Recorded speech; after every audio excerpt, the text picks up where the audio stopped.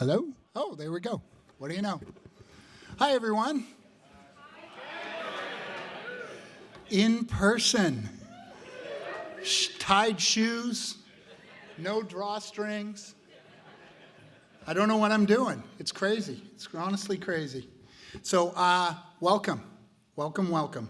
I'd like to recognize and respect that New Westminster is on the unceded and unsurrendered land of the Coast Salish people, including the territories of the Katzie, the Musqueam, and the Kaykat First Nations. I express my gratitude to these nations and value the opportunity to live, learn, and share educational experiences on all traditional territory. So, how is everyone doing? I'm going to start just to let you know how the day's going to unfold. We've got a couple of things. I'd like to welcome everyone officially to the 2022 BC Craft Brewers Conference, brought to you by the Great Little Box Company. If you don't know me, I'm Ken Beattie. I'm the Executive Director of the BC Craft Brewers Guild, and I have the pleasure of working and representing you guys every day, which is the most gratifying job I've ever had in my life. So thank you very much for that. Over the next 2 days, you can see what we've got going. We've got a keynote. We're running a little bit behind, but that's okay, given everything that we've endured in the last 1,096 days. It's been pretty crazy. I just wanted to do some housekeeping about tonight, the social.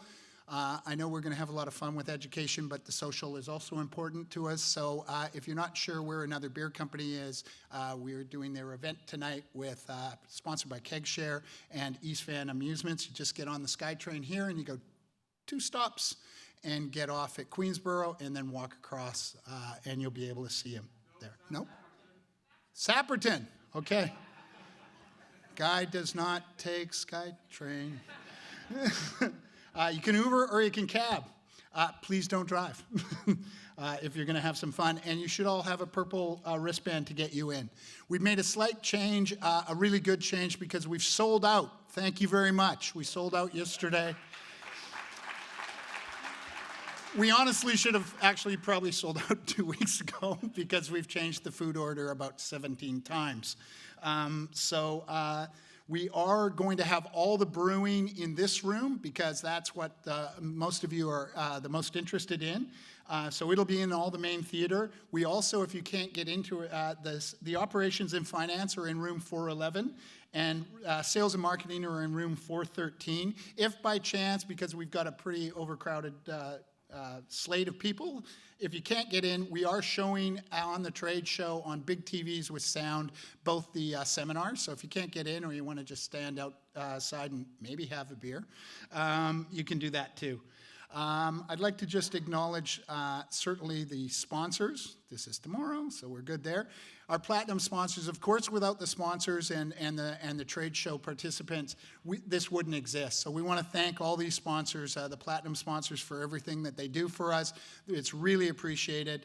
The gold sponsorship, you'll be seeing these guys throughout the next couple of days, and all the silver sponsors. So thank you to all the sponsors who have stepped up and to all the suppliers. As I said to you, I don't know, when was it, 3 years ago? Yeah, sure.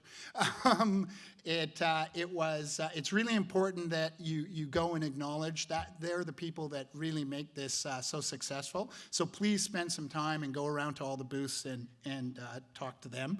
It goes a long way with us being able to put on the event. Hands are shaking weirdly, aggressively. I want to just talk about, on the back here, you're going to see hashtag #NotMe and a code.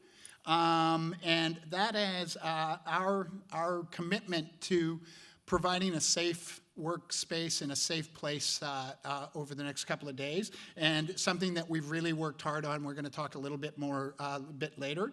But hashtag #NotMe is a generation patented end-to-end whistleblowing investigation and case management software tool for people and organizations who are tired of tools, processes, and systems that cannot be trusted, and as a result of that, not be used by the very people that need them. So there's a pin that goes with it. It's right there, BCCGB BG 2022. Please scan that while I'm talking. put in the pin, and if you have any issues with anything, where you're feeling either threatened or harassed or disrespected, please let us know and we'll deal with it immediately. So we're very excited. Moving forward, this is the kind of engagement that we want all our festivals to have, and if you're having big events at your place, or in fact day to day, it's a tool that we're really encouraging you to check out as part of our code of conduct. If you don't know the Wi-Fi network password, oops, oh, God damn, shit. Oops. I promised Chloe I wouldn't swear. We're just saying something coming from Chloe. Oh, God, did it again. Whoops. There's no password needed. Look at that. I was going to give you the password. Sorry about that. So I am going to start by just, as I said, I look back at my emails when we first talked about starting this adventure in moving from where we were last time that had no lights and no heat, moving to the beautiful confines of the Anvil Center in New Westminster.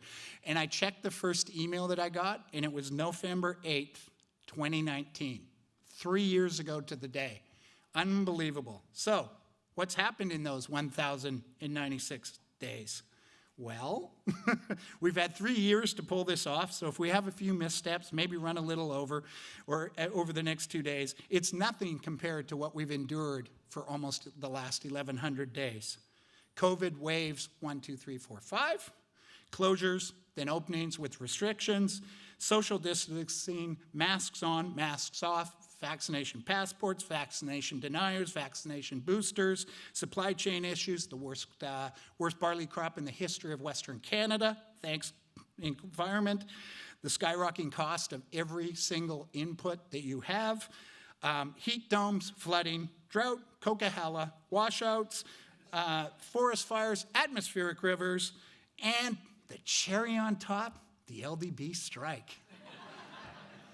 Thank you. No product moving in or out of the DCC for over 2 weeks. And now, too much product in the DCC can't accept deliveries. Thank you. It just keeps going on and on. So if you don't get your Danish at the break, think of the 1,096 days we've just endured and just let it go. It's okay. So what have I learned in that? Well, I've learned we all have stamina. We continue to overcome all that has been sent our way, mostly with smiles on our faces, beers in our hands, and strategies in our heads. You can knock us over, but you can't knock us out. Since 2020, 59 breweries have opened across this province. We have a total of 236 independently owned and operated breweries. Gasp there. 236. 41 of these, though, are in communities that only have one brewery. I think that is a really impressive stat.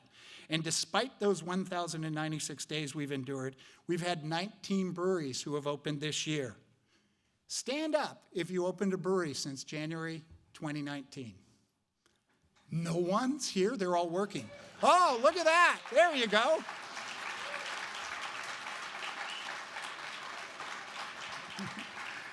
Welcome, and trust me, it isn't like this at all. It's never like this. I don't know what's going on. The world's topsy-turvy. So what do we know? We know that breweries are the meeting place for communities and neighborhoods, where neighbors socialize with neighbors and tourists or beer travelers mingle with the locals. Why do I continue to be so optimistic? Well, stamina is one thing, but more importantly, it's the impact all of you have on the culture of this province. Your businesses have become cornerstones of the communities or the neighborhoods where you live, which attracts more businesses and more economic development into those areas. This gives you power, this gives you leverage, and because of your leadership role that you play in your community. I don't want you to ever underestimate the power you have in your own community. We've just gone through municipal elections across this province. This is the time to reach out to the newly elected councils and the newly elected mayors and tell them what those issues are, that red tape that gets in your way that prevents you from having barriers to success on a local level. I'd like to spend a couple of minutes just focusing on the major work the board has undertaken and directs my team to work on since the last time we met. The most important thing that I think we've accomplished, and the thing that I'm most proud of that we've accomplished, is the Code of Conduct. It's created to provide a safe and welcoming work environment for all staff and all patrons. Julia Hanlon, Chloe Smith, and myself worked diligently with our friends and the experts at Jalapeno and the law firm of Singleton Reynolds over the past year to provide what we believe is the most comprehensive tool for you to apply to your own brewery. It comes with a workbook. It's for you to be able to either create your own code of conduct, add to your own code of conduct, but whatever you do, make action and do something actionable on your code of conduct. The two documents were worked to create safely within the industry, to create an inclusive, to create safety within the industry, to create inclusivity in the industry, to provide guidance on creating safe spaces within our breweries, and to highlight the importance of eradicating bullying and harassment. We encourage all members to review the Code of Conduct and adopt, create, or update your own Code of Conduct. The next thing that we did, the most asked question I often get is what do breweries pay for this job, and what do they pay for that job? So we worked again with Jalapeno in the wage compensation study. This time, Moira Ann Hanford and Chloe Smith from the board and I worked with Jalapeno, who sliced and diced the responses of 83 members to the survey. We launched the survey, we launched the results on May 18th to all members, and trust that you find this a highly beneficial aspect to your hiring process. If you're unaware of the study and need a refresher on the study, please join us with Jalapeno tomorrow at 10:45 for their presentation of the study. We are planning at this point to either do it next year or the year after. We want this to continue, and we'd like to see more than 83 breweries participate. This is really key for us to be able to benchmark on what we need to do, and now more than ever, that's a staff retention tool for you and an attraction of people to join the industry. In terms of advocacy, we've been busy again, working within the current rules and regulations while advocating for changes with the positive impacts on your business. We work closely with Global Public Affairs, who are our GR firm, and we've tackled some major things. In no order, but first was the LDB audit process. A number of our breweries reached out to us, said they were audited, and what we felt was a punitive fine when the results were done. So we asked for the immediate stop of the audits, which happened. We asked for a third party to review the current LDB policies and make recommendations. That happened. We asked for a payment plan and an extension on time for the breweries who had been punitively, in our opinion, punitively fined. That happened. And we asked for an audit. We asked for the audit to be, the whole process to be reviewed, an increase in education for you, our members, and record-keeping training for our members, whether you're new to the industry or been in the industry. We're happy to have Nancy Lamb, Director of Finance from the LDB, join us on Thursday at 11:45 to review that process. So that's a big win for us. Tessa's and patio applications, that was a silver lining, certainly, in COVID, and I want to stress to everyone, March 31st, 2023 is the last time you can apply. If you haven't applied yet, it is a slow process. I was talking to a brewer that I didn't realize Vancouver has put more red tape in front of them, so I've got something to do on Thursday because I wasn't sure what I'd do. So I'm now going to chase down the city of Vancouver and find out why the red tape has come back. But if you haven't applied, you need to do that on Thursday. You need to get those applications in because we've been assured by all levels of government they will not be moving that date again. We're working on split tax assessment, which a lot of people think is a Metro Vancouver issue. This is where small businesses are taxed on the potential of their business. So if you're a 2-story building but you're zoned for 8 stories, they tax you on 8 stories even though you're 2 stories and you'll never be 8 stories. What? I'm not very good at math, but that doesn't seem very fair. So We've reached out. The East Van Breweries consulted not only with the City of Vancouver planners and ourselves in the Ministry of Finance staff, and I'm proud to say that on October 3rd, Minister Cullen, the Municipal Affairs Minister, introduced a bill that went through all the readings and is waiting for royal assent, and the tax measure will be reviewed and in place for the 2023 year. So that's excellent news also. We'll see if what they've told us is going to happen is actually happening. LDB strike and distribution, we've been in calls, basically I was in 3 calls a week when it started, and those calls continue to happen. We had a group of breweries meet with Shiros Fisher, head of wholesale, and Mike Procopio, head of retail, to express our concerns. We were very concerned, and still are, that the slowness of restocking local craft beer to the original planograms and the original levels is going to take place. We had certainly breweries in this room that won during the strike, but we had a lot of breweries who just happened to be our biggest sellers and the most popular brands who didn't win at all. The impact was very telling on those major breweries, and we continue to tell the LDB that. We've requested additional promotional help, displays, and marketing on all locally owned craft beers to help sales volumes increase. We've also asked them to increase their online and social media support for our local products. Federally, we're working on excise tax reform, similar to the U.S. The CCBA has proposed a budget committee to the budget committee to have any breweries under 10,000 hectoliters pay 0 excise tax, and take the existing 75,000 hectoliters and move it to 1 million, not unlike what we did with markup, to have a slower curve and less tax paid for the biggest members. This is to encourage all of you to take that money and those savings, small or large, and put it back into the business. We know that's what happened with the markup in BC, and we feel optimistic that will be the same issue or the same positivity on a national level. We're also organizing a lobby day on November 21st and 22nd. It's the first one ever. All craft breweries representing provinces from across the country are going to come into Ottawa and lobby the MPs for 2 days, including members of our own board. And finally, low-risk drinking guidelines. These have just come out. We're supporting Beer Canada and the other industry associations for the government to review and reject the current submission to the Canadian Centre for Substance Abuse and Addiction on low-risk drinking guidelines based on the following challenges to their study. They bypassed a critically important external independent peer review process. They didn't ask anyone in the industry what their views were in low-risk drinking. The author's exclusion from the published analysis and the positive benefits of alcohol consumption, including aspects related to psychological, mental health, and socialization. They didn't include any of that.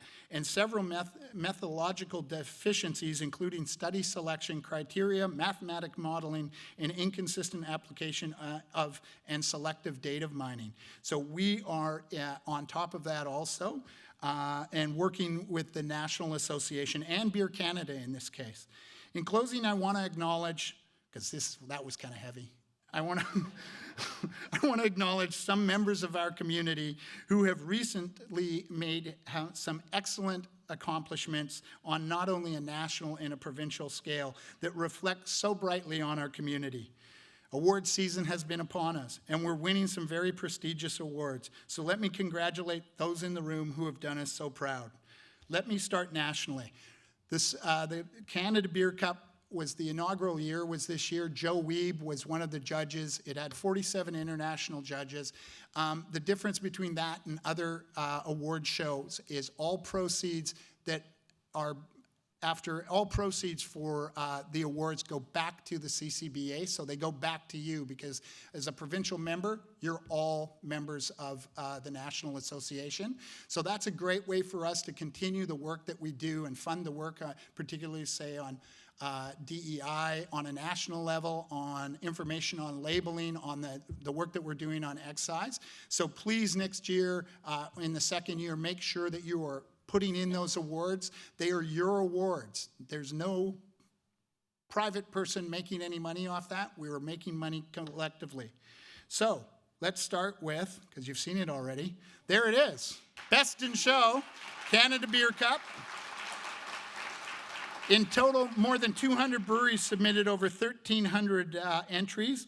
Overall, BC did very well. We won in 29 different breweries, won a total of 46 awards. About 26% of all the awards were for BC.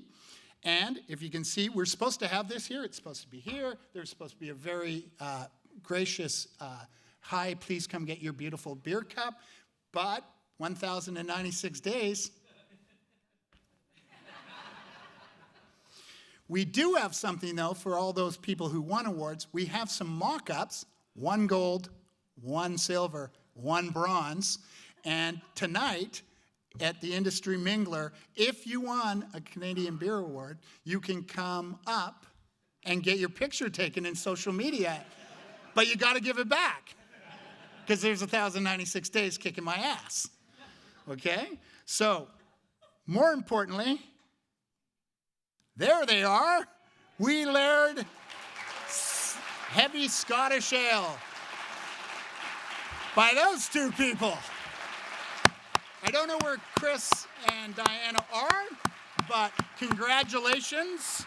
That is quite an accomplishment. We're all very proud of you, and we're also proud of the 2 gold medals and bronze that you won. So, and congratulations to everyone who participated. We also had, I was at it, allegedly for 3 hours, but I remember being there for 2 hours, the excellent BC Beer Awards. They came back in session with a bang. It was, ooh, damn. Oh, well, we'll keep them up there. These are good guys. We want to congratulate Amanda, Chester, and all their team for pulling off, I thought, a great and super energetic event. BC Breweries won in every category. I've never seen that, like a clean sweep of everything, honorable mentions and everything. So congratulations. 1,000 beers were entered. 120 of those were member breweries, resulting in more than 60 breweries winning from at least 1 medal. If you don't think we have quality beer across this province, that number tells you that we do. So congratulations to everyone who attended. It was excellent.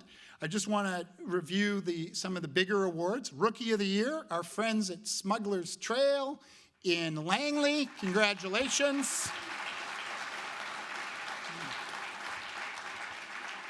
Hey, there he is. Thank you. I can only see Joe because he's like a large human. The Best in Show was always popular and still hanging tough. Parallel 49 for their Brett Saison. Congratulations to Graham and his team. The Brewery of the Year with 4 gold medals and 1 silver medal from Courtney, BC, Gladstone Brewery. Congratulations.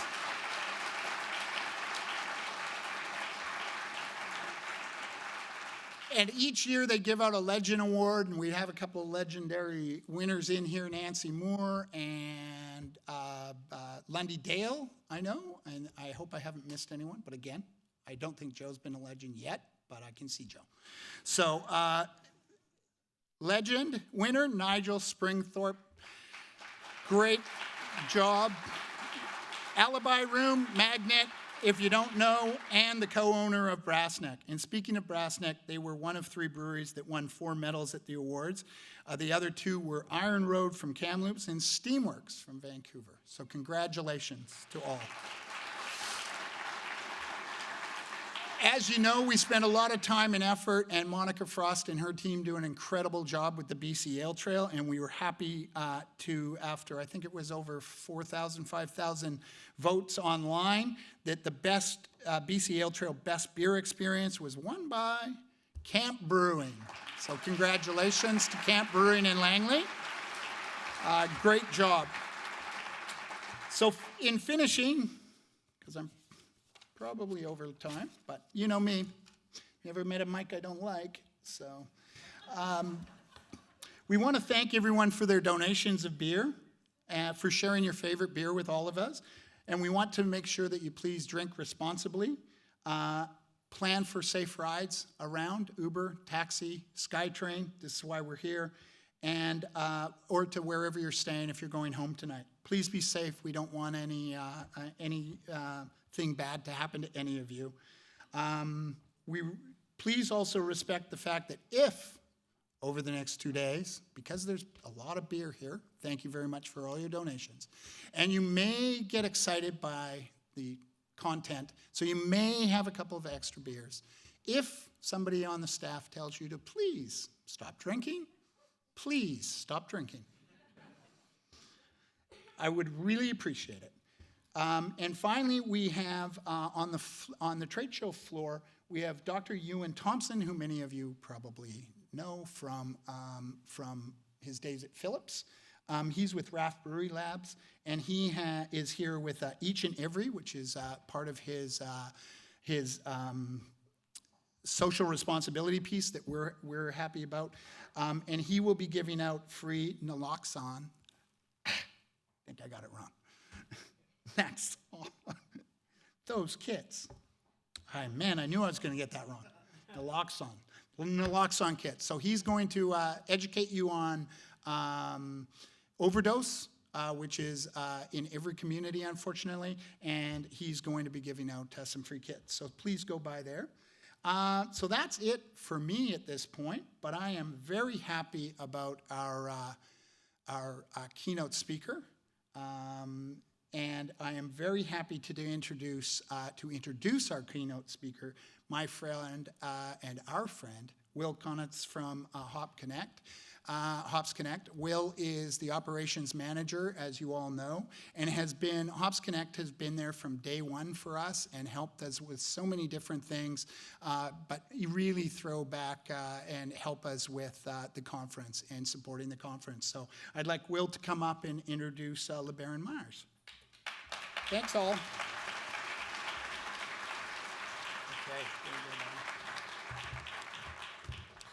Thank you, Ken. I'm not the keynote speaker. I'm just introducing the keynote speaker, so you can get excited again.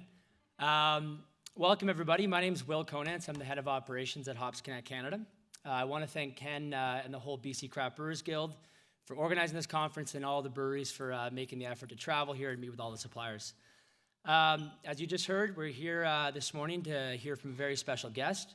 But before I welcome LeBaron to the stage, I just wanted to share a few things about Hops Connect Canada. You can see here, there's many faces in this room in this photo. This is at our East Vancouver cold storage facility and office. This cold storage facility ships hops to breweries all across Western Canada, so all the way to Winnipeg. At one of our summer barbecues, we had about 4 or 5 of them this summer, so we'll see you next summer there. We have another cold storage facility and office just west of Toronto that services the Eastern Canada market. If you happen to be from out of town and hanging around Thursday after the conference and waiting for your flight or drive home or something, this is an open invite to stop by. We're right next to Container Brewing. Stop by, have a beer, coffee, and come for a tour. This is just a little bit of a snapshot about our portfolio. If you're not aware, it just gives you an idea of what kind of hops you can get from our company. So in the bottom left, right for you, we have Clayton Hops on the South Island of New Zealand. They carry big varieties like Motueka, Nelson Sauvin, Rawaka. Then we have Hop Products Australia in Tasmania with farms on Tasmania and Victoria. Barth Haas in Germany, in the Hallertau, supplying and growing hops for Hops Connect, about 25 European varieties. John I. Haas in Yakima, who are 50% owners of the hop breeding company, so that's our direct tie-in for hops like Citra, Mosaic, Sabro, etc. Indie Hops in Oregon for big IPA hops like Strata, for example, and then Sasquatch Farms in Canada. We'd also like to invite you tomorrow morning to our session at 10:45. If you have too many beers tonight at the social, we're serving sample-sized beer cans. Ken, don't worry. Tomorrow morning to get you back on the horse, we're going to hear from our European our hop grower in Germany in the Hallertau region. He's going to be on Zoom for 25 minutes. If you use European hops, I highly recommend coming to this chat, as it was a tough harvest, if you've heard. We're then going to cover global hop growing and beer trends to see what the rest of the world is kind of where the direction they're heading and what kind of hops they're using. We're going to have an advanced hop product brewer panel led by Stefan Lillos and Julia Hanlon and Aslan Graves from Steamworks and Main Street. And then a beer tasting, as I just said, with those products. So 10:45, I believe it's in this room tomorrow. Okay, now to the fun part, and while we're all here, I'd like to introduce LeBaron Meyers. LeBaron is a leadership and communication coach, an innovative business development executive, and a proponent of raising our collective emotional intelligence to best solve today's greatest challenges. In her role with #NotMe, she's passionate about creating and sharing practical, scalable solutions that protect and empower employees and employers to safely and justly do their best work. It is the honor of Hops Connect Canada to welcome LeBaron Meyers to the stage at the BC Craft Brewers Conference.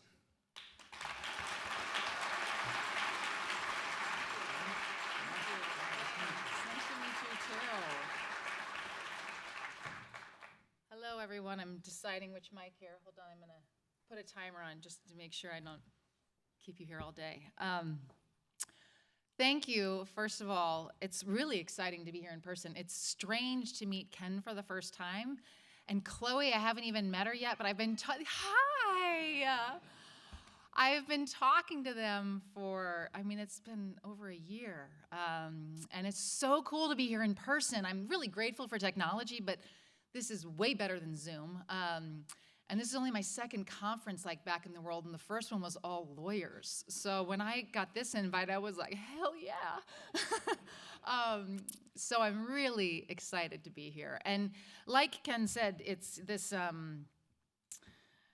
we've all been in this strange world, very uniquely though, I think for each person. I don't think everyone's been in the same boat. Everybody's had really different experiences over COVID and all of the other things that have happened on top of COVID, during COVID. And now we come back, and we already had some issues prior to COVID of how we socially interact and treat one another. And now you layer on all of this and then say, oh, okay, everybody come back. And let's try it again. And I think there needs to be some real conscious tools and thoughts towards how we do this in a better way. I know in the schools, they are saying, in my kids' schools, we're going to prioritize this social and emotional connection because they've been so isolated. And they're doing like small practical things like a buddy bench. Have you ever heard of a buddy bench? Anybody? You have, yeah. I had never heard of these. They didn't have them when I was in school. It's a bench, and it's literally the buddy bench. And if someone's lonely or feeling uncomfortable or has nobody to play with, a kid goes and sits, on the buddy bench. And more importantly, they're teaching all the kids that if you see someone there, that you maybe take that uncomfortable action to go up and say hi and ask them to play. So they're like putting these practical tools in place. And we're adults, not all of us grown-ups, but adults, and so we do have higher expectations, but I do think we need practical tools. So let me back up and tell you a little bit about myself and how I came to be here, because I'm as surprised as you might be that I'm standing here, and that's how life is, and it's funny. I was born in the Bay Area. I grew up all over the United States. I was in 9 schools between kindergarten and 12th grade. My father coached college and professional football, so we moved a lot. So I was the new girl a lot. And there's a lot to that. When I got into the professional world, I started in investment management in New York City, and I ended up covering the West Coast in institutional sales. Very big corporate conservative world. I was one of the only females, the youngest, and it was a great opportunity. I also saw a lot of stuff, but it was a great opportunity. I then became a morning show host on the radio for a year, which was just a cool, lighten it up thing that I was, kind of came my way. And I was the only female. It was a 4-person show on our morning show. I then sold everything I owned and took off for 9 months to India and Bali and Southeast Asia and studied yoga and meditation and kind of did my own, whoa, what's it all about? That was life-changing. And when I came back, I got into the startup world in New York City in digital media. We were 10 people in one room. We grew to a couple hundred across the US, and I grew to be the only female in the C-suite. And all of these, I don't say these, oh, I did this. Those were all great opportunities. A lot of that was luck. A lot of that was privilege. I'm a white female. There was a lot that, I had connections. There's a lot of things. I worked hard for sure. But I saw a lot of things. I experienced a lot of things. But I was never the victim of anything awful. I think some people think that must be the case because of what I'm working on. And that's not the case. If anything, I look back and I say, oh my gosh, I had so many people who were amazing mentors, sponsors, people who really looked out for me and gave me great opportunities. So how I came to be at NotMe Solutions, which I'll lead into in a moment, for me, it's much more about, even though, I saw things. I absolutely had my moves. I called it the duck and tuck. In investment management, I literally had the duck and tuck because these older men would come in for kisses every time we saw each other, and I'd have to do the duck and tuck. And they'd start to call me on it, like, LeBaron, where's my kiss? I'm like, that is bizarre. But it was like, that's just the way it was. Microaggressions, those words didn't even exist then. After the digital media tech side, I had my daughter. And as children do, it changes your view of the world and how you want the world to be for them. And because I said, while I wasn't a victim of something awful, I obviously saw things and endured other things that I thought just didn't need to be there. So I was speaking on a women in tech panel. Now I have to find the remote here. And this guy approached me before I even got off the stage. And he was very excited and very passionate about this vision he had to eradicate workplace harassment and misconduct. And I have to tell you, I looked at him and my own biases shot up. I have two pictures here because the one on the left is the one that I saw. And I was like, this white male French lawyer wants to eradicate harassment and workplace misconduct? My own biases shot up. And at the time, I was consulting a couple companies, and he's like, I've got to talk to you. I heard the way you were talking. We need to talk this. And he said, let's go have breakfast. And I said, I'll meet you for coffee. And I went very skeptical. I was like, who is this guy? That's who he is. I always tell him, get rid of this picture. He loves dogs. He's got a big smile. He's a great guy. He and his wife have put their life into this. He's very bright. He was a very successful lawyer who could have just stayed the path. But has put his all into really shifting a pattern that has existed too long in the workplace. So at the point that I met him, his vision, the technology is amazing, but that's not what interested me. I had no history in legal or HR. I spent my life avoiding those departments, right? And he created this, but what I loved about it is it was this shift on, he said, look, everything has been created for the employer or by the employer, and then you tell the employees, hey, trust this and use it. Employees' interpretation is, you have to give me something, you don't really want me to use it, and after that day when I learn about it, I probably don't even know where to find it anymore. This has been the pattern for decades. What he said was, we have to create something for the employees that they love, that they trust, that they want to use. Give them the option of anonymity. That's the only way employers are going to start actually hearing what's happening in their workplace. We have to bridge the gap. And the bridge the gap is where I connected with Ariel, because that's just always been a passion of mine. So here was his vision. He knocked out all my biases, which I love when that happens. Don't you love when that happens? I hope that happens for you, because we all have them, right? Biases, prejudices, thoughts, and then somebody surprises us. It's fantastic. So our assumption was, we've all been watching the news, like there are people going up in flames, companies going up in flames, and all the ones up in flames in the news, they are going to jump on this because they need it the most.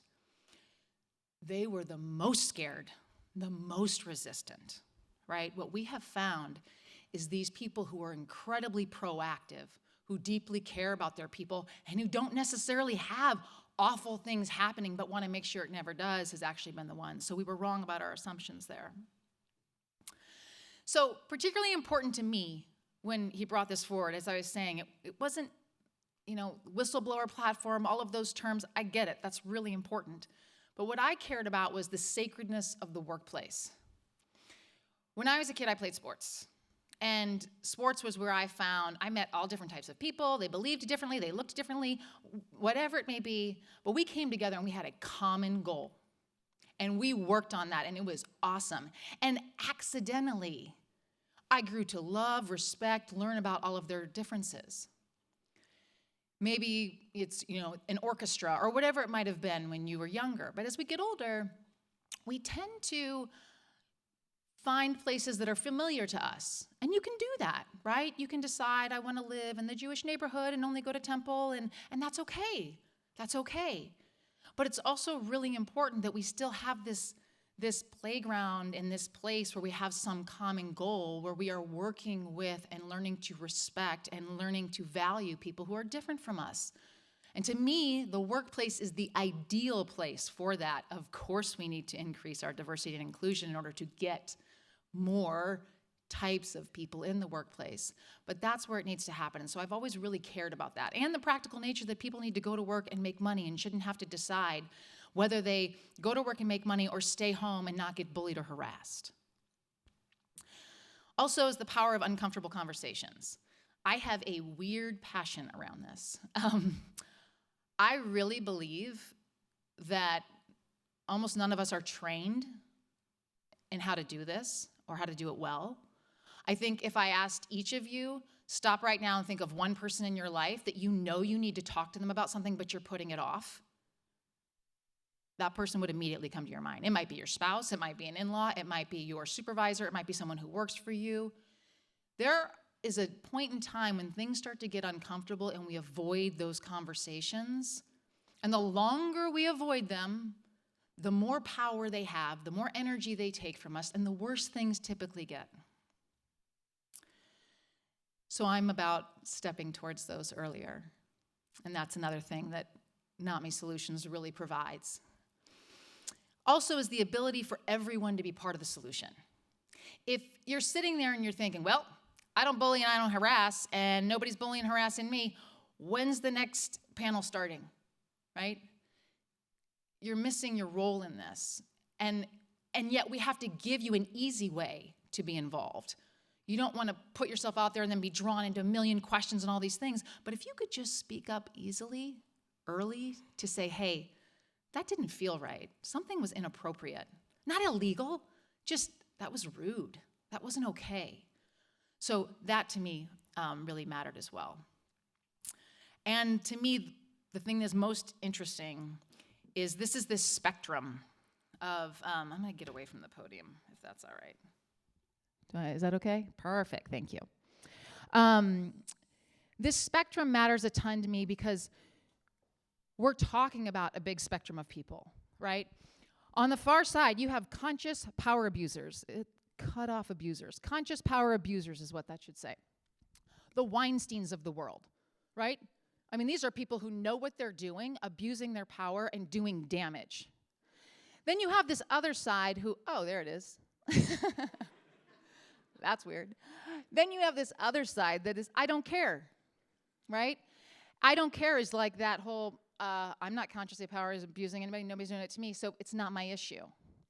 Per usual, the extremes are where the problems, are mostly created. But this huge section in the middle, I think I'm part of the solution, but unknowingly, I'm sometimes part of the problem. That's me. That is I. I can hear my grandmother in heaven correcting my English. That is I. And that's most people. But there's not much way to get feedback on that. And in today's world, it's pretty hard not to do something that might offend or hurt, even with the best of intentions and with studying and reading your code of conduct and all of these things. Things are changing every day. There's new pronouns. There's all of these new things. How do I keep up? But I really want to be a good person, and I really don't want to offend or hurt anyone, right? But how do you get that feedback? It's important. And that, for me, was another big thing in what we were doing that was different. Also important was what we weren't doing. This was critical to me. I do not want to sanitize the workplace. This is not about, we can't tell jokes anymore. This is not about killing the fun. I know I don't know any of you yet, but I promise I love to have fun. And humor, I think, is critical for all of us. So it isn't about that. But if your humor is dehumanizing or at the expense of other people or anything else, you need to elevate your humor. That's not funny. That's adolescent, rude, maybe worse. Demonizing companies, demonizing leadership. You know, it's not about burn down the system. It's not about any of that. It's not about anonymous whining and complaining, which is a fear sometimes. Oh, they're going to complain about something. Oh, they're going to whine. Just because someone says something happened doesn't necessarily mean there's merit. Just because someone or an entire generation is saying something is going on, it might not be illegal or wrong, right? But giving people a place to voice is important. Cancel culture and public shaming, I think, is one of the most destructive things we have in our community right now. It's crazy to me that people are making a mistake, even, and again, there's a spectrum. If you are a conscious power abuser, I'm not talking about that right now, right? Like, you deserve the punishment and the lack of opportunity that comes after you have been discovered as doing what you've been doing knowingly to hurt other people. But there's a lot of other people who are well-intentioned, who have biases, who have prejudices, who have blind spots that they're maybe not even aware of, who say something wrong, who offend someone, and they should not lose their entire career for that. They should at least be given the opportunity to try, become aware, and do better, right? I mean, imagine if we taught this to our kids in school. It's crazy. And then it's definitely not in conflict with open door policies. That's the best. The best is for somebody to feel so comfortable they can come to you. And that's what a lot of companies will say. Well, oh, we treat our people like family. They know they can come to me. And you know what? In the companies and the cultures where they do, that's awesome probably 90% of the time. But you're naive if you don't know that there are some times when people do not want to come to you. There's 100 scenarios I can give you on that, but there just is the power structure at play. So, a quick timeline on kind of in this realm of what happened. We all know what happened in October 2017 with Me Too erupting. That's what inspired Ariel to think of this in 2017. I met him in 2018, and we hit the road in 2019. And I mean, we were talking to the biggest companies in the world, and the heads of HR and the heads of compliance and all of these people. And there was a ton of interest, a lot of fear, very little movement, tons of interest, right? And that's for a lot of reasons. There's a lot of bureaucracy. There's a lot of, depends who's in the way of it. But let's keep going. March 2020, pandemic shutdown, which we thought was for 3 weeks, becomes 3 years. Workplace, for a lot of workplaces, goes inside. And that was a massive shift, right? There was actually a lot less of the issues. There was still mental power abuse and things that happened, but a lot less of some of the awful things that we see. However, for the people who stayed in person, and this was before the Great Resignation, this was people clinging to their jobs. There was some awful stuff happening because people knew that people were clinging to their jobs. So still the issues happening. June 2020, Black Lives Matter with the murder of George Floyd. Now social issues are coming up.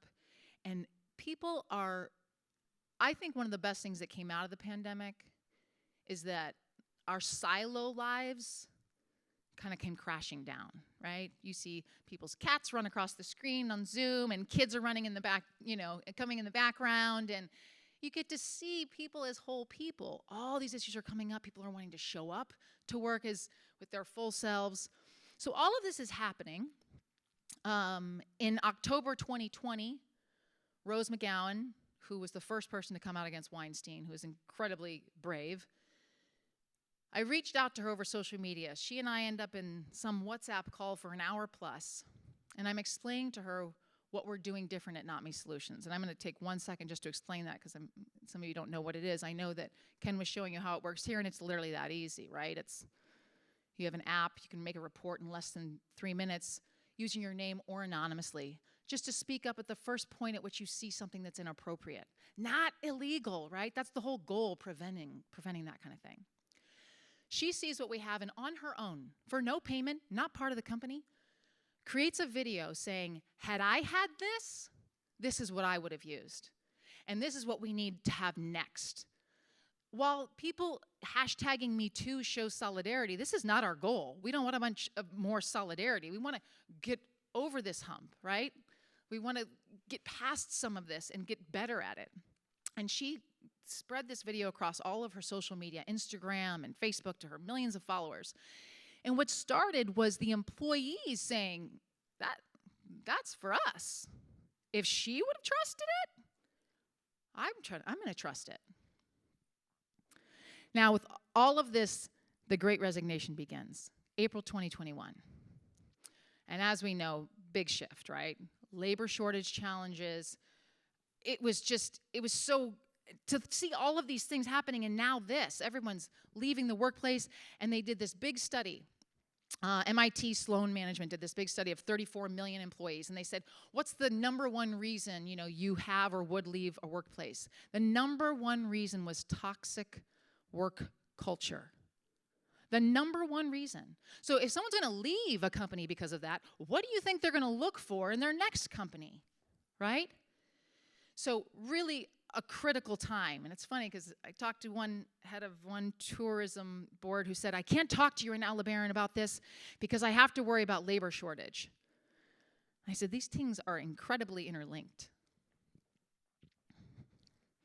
So the response from employers after the Great Resignation and all of these other issues was, we got to get our stuff together, right? And they did. They needed to update their policies and their handbooks. They absolutely did, and most are. And Ken and your group has been, the passion and timing you've put on with all of this, with jalapeno and everything is some people just kind of quick template and go. They've put a ton of work into this.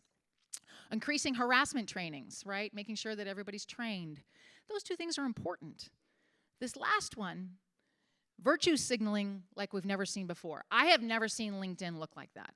There was so many companies putting in time and money and resources to hire like a PR company or somebody to tell everybody what their virtues were, or put some story on LinkedIn, and those companies are really hurting.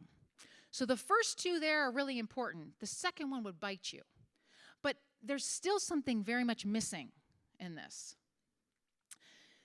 The employees, as part of this, their trust, their participation, an easy way for them to speak up, right? And the employers being able to listen. Most of that is being delegated out. How are the employers listening? So coming back to this timeline and bringing this back to this group specifically, if you look at the bottom now, I've added where Brienne Allen made her post at Rat Magnet, right? We remember that. Do you get sexist comments on the job? Crazy response, right? I'm not going to go through all of that. You all know it better than I do. It was the reckoning for this industry. But you're not the only industry to have this reckoning. You guys are just the only one we've seen do something about it as an industry.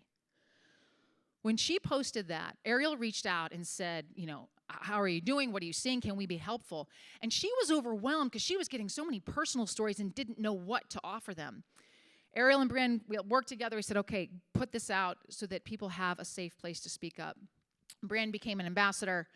But what she's done for your industry, and what we've seen from the industry since is the most unique we've seen from any industry. And I talk to all industries. There's nobody who doesn't have this issue, but this is the only industry that has responded as an industry in this way. We started having breweries across the U.S. reach out.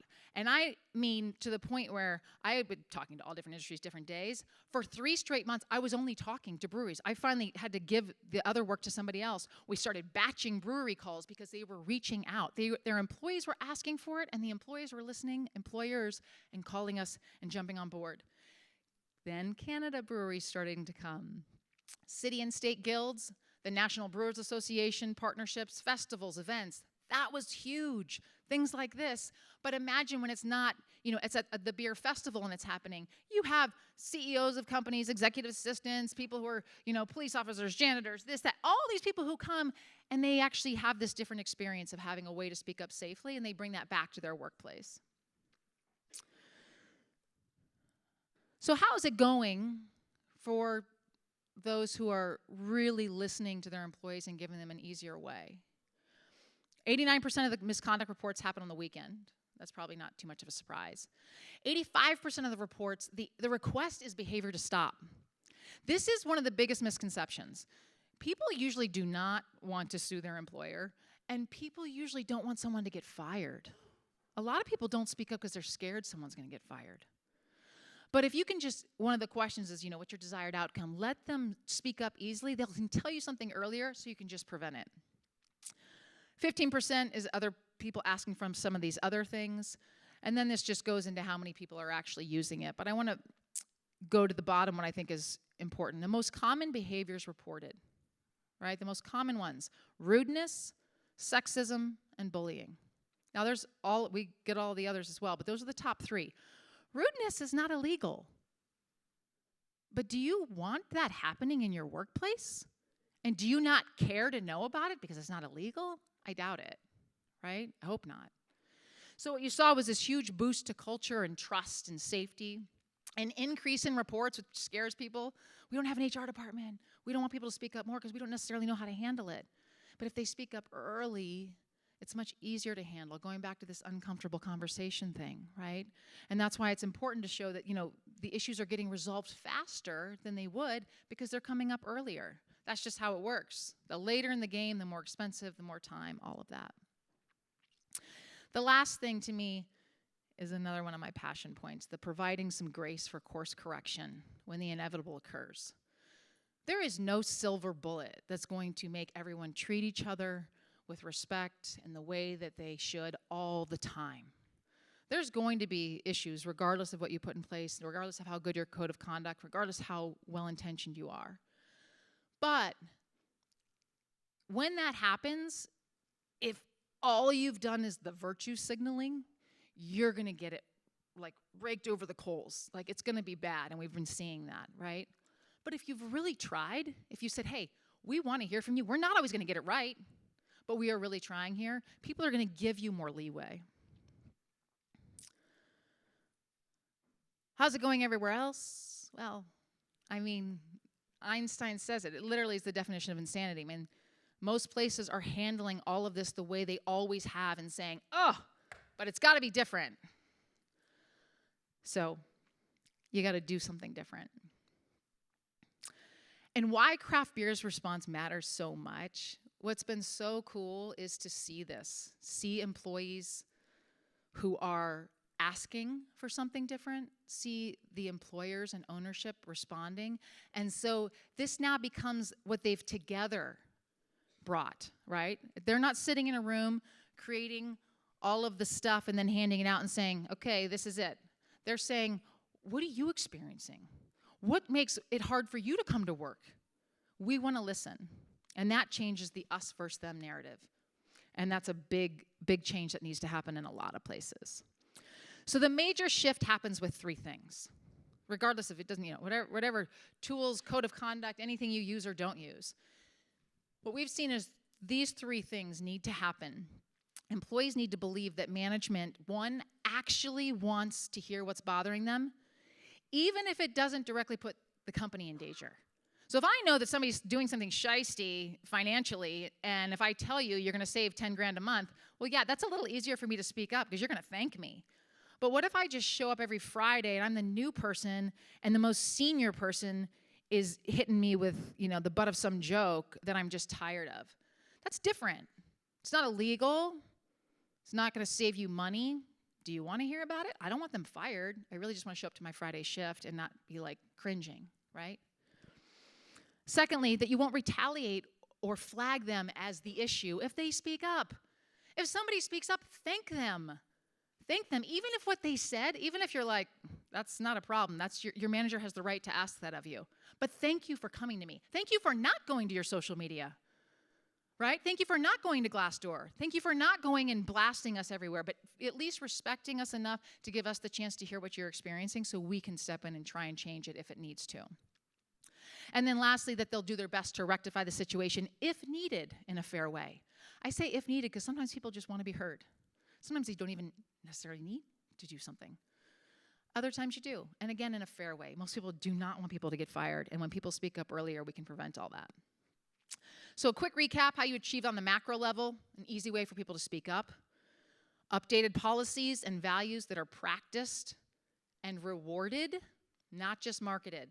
If you are not rewarding people who are following your practices and you're not handling people who aren't, that is virtue signaling of your values, and it will come back to bite you.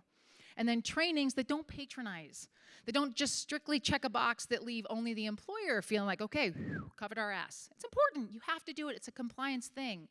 But spend a little time to find ones that actually the employee walks away and says, okay. Or, great, I know that we all know how to behave in that hour, but 6 months from now when we're at the holiday party and somebody steps out of line, what do I have in place to actually do something about it to make sure I don't have to have that repeated pattern happening to me? And on the micro, this is a more personal discussion. This is where we ask ourselves, what is my role in this conversation? Right? Where am I causing harm or stunting progress? Don't stop before the or. Because if you say, I'm not causing harm, you get to free pass. Go on. Where are you stunting or impeding progress? Those things sometimes come into the roles that you may have, right? So let's say if you're the leader, if you're the owner, or you're the manager, or you have a big title, are you that by title or are you that by initiative? Did you work your way up and now you know how to coast, or are you going to make it better for everybody after you? Or are you the right hand to the person in charge? This is a very interesting role to have. I had this once at a company. You're not paid for it and there's no title. It's a lot of responsibility, but it's important. If you are the only person in your business, no matter how big or small, who can give it to the head person straight, tell them what they need to hear even when they don't want to hear it, you're critical for that organization because no one else will. Even if you think they will, the higher up you go, the less straight you're going to get it. So if you have that person's ear, you have a role to let them know what's really happening in the company. But if you are the leader and you have that person and they are gold, don't ever ask them to tell you who. It's not fair and it's not smart. You are really lucky to have someone that everybody knows they can go to and tell it to, that they'll get to you, but they won't be outed, right? Or if you work in, D&I and HR, you're probably sitting here going, I do this all the time. I work this all the time. So I'm the one who's, helping with progress. And that's true. That's really true. In fact, I think it's incredibly tiring, and it's amazing people who are working on this all the time. But I have to ask, I've started to see something that I think is detrimental. And that is, are you starting to say things like, well, we need to get a new person in this role, anybody but a white male? Could you say that sentence with any other category of person? Any gender, any race, anything, and it be okay? No, and it's still not okay. I get the intention. I am all for and active in building this diversity and this inclusion, but how we do it matters. And how we are inclusive to people who are already there, white males, matters. And we have a lot of white males who are passionate about this, and they are standing on the sidelines because it feels like a landmine to them. And so to everyone who's not a white male, if you see those people trying and they misstep, can we offer a little grace? I know it's hard, like it's not our job to teach, all of those things are so true, but we need everybody involved. Everybody has a role in this conversation. So you have to ask yourself, how willing am I to be uncomfortable in the short term in order to provide more physical and psychological safety for everyone in the long term? BIPOC, LGBTQ, people with disabilities, everyone. When these things start to happen, when you start to do little things, like in that short-term moment you say, okay, that was a joke that wasn't funny. I'm not going to laugh. Even though he's the boss, I'm going to sit here and not laugh at that. That's an uncomfortable short term, but it matters, right? I'm going to point out that you just interrupted her again, right? That's a short term that matters.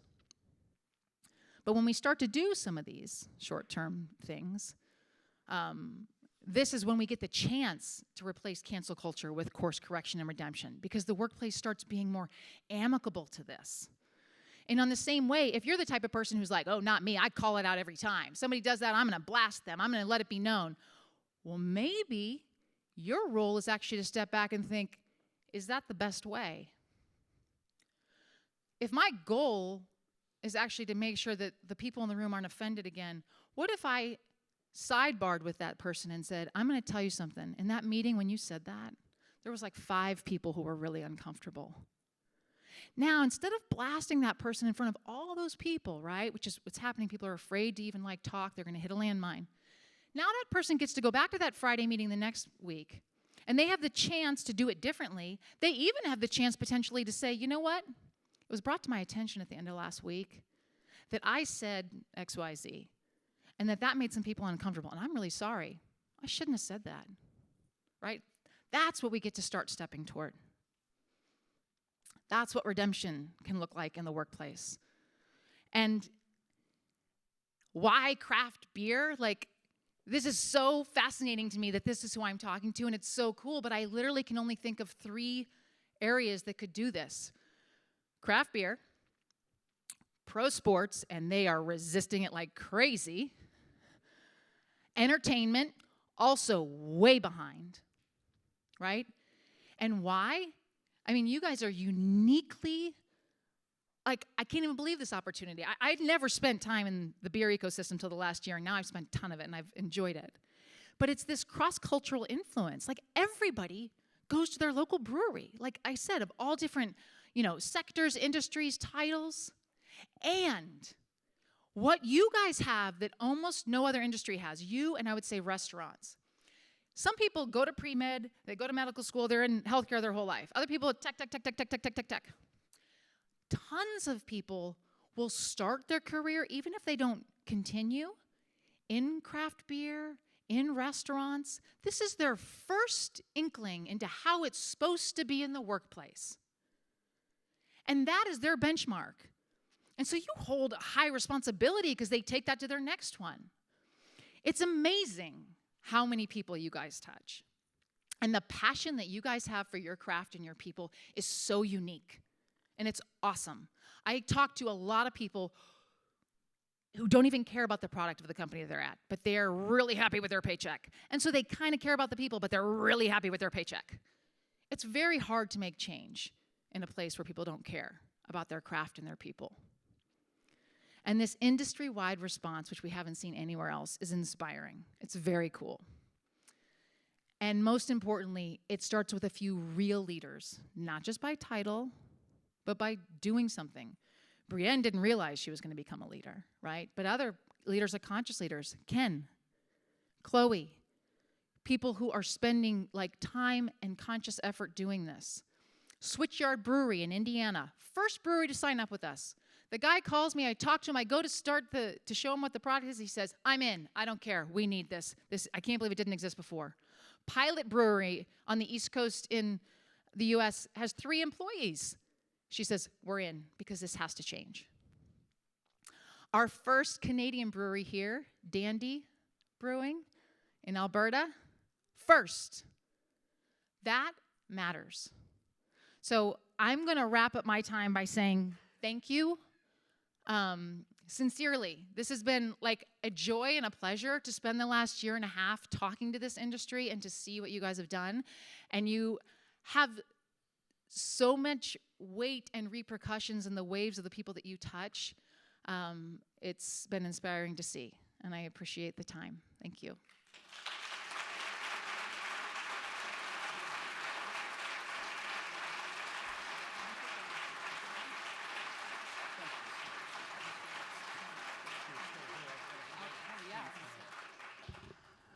That was spectacular. The thing that I've enjoyed the most of working with LeBaron is it's so just basic, simple steps. And be okay to fall. I'm a white male, old guy in the beer business for 30 years. And I'm the guy on the sideline terrified that I say the wrong thing. I'm terrified now that I say the wrong thing. And we're okay. It's okay to stumble and figure it out as long as we're making the effort. And it's about respect. And I think that you've just boiled it down to such a great way to look at it. So thank you so much for coming. LeBaron is from Southern California. Northern California, well, he's still cold.